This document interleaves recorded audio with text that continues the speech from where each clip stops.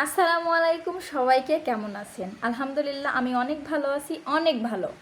আর কৃষক এত ভালো আছি সেই গল্পই তোমার সাথে শেয়ার করবো। তোমার সাথে চলে আসিছি গল্প করবেন আজকে। এখন এই মুহূর্তে আমার কথার ভাষা ঠিক মানে থাকবে না কৃষক।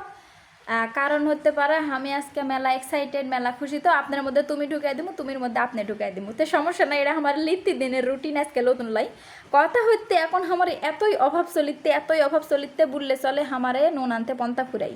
এখন কথা হতে আমার ছাওয়াল যখন পেটে আসলো তখন কিন্তু আমি একটা ইয়া করেছি, গর্ভভাতার কাট করেছি, কিন্তু কাট করার পরে কিন্তু এখনও টাকা পাইনি গো। মাত্র 2বার টাকা পাচ্ছি, তাও 800 করে।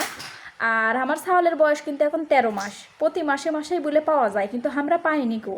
তো আজকে তোমার ভাইয়া আমাকে কল দিয়া বলিছে মীরা টাকা আসিছে। আমি খুবই খুবই খুবই খুশি, কারণ এখন এতই অভাবের মধ্যে চলিতি বন্ধুরা, কি বলবো, এতই অভাব, কিন্তু পাশে কেউ নাই। আমার এই ভালোবাসার মানুষ মেলা আছে, কিন্তু 2 টাকাতে হেল্প করার মতো কেউ নাই। কিন্তু 5 টাকা নেওয়ার জন্য হাঁ করে বসে আছে মেলাজন। তো যাই হোক, আমার সব খুশির কারণ আমি তোমার সাথে শেয়ার করি, আপনাদের সাথে শেয়ার করি, এই জন্য আজকে আমি এই কথাটা শেয়ার করবো চলে আসলো। তো আমার জন্য দোয়া করবেন, তোমরা ভালো থাকবেন। আল্লাহ হাফেজ।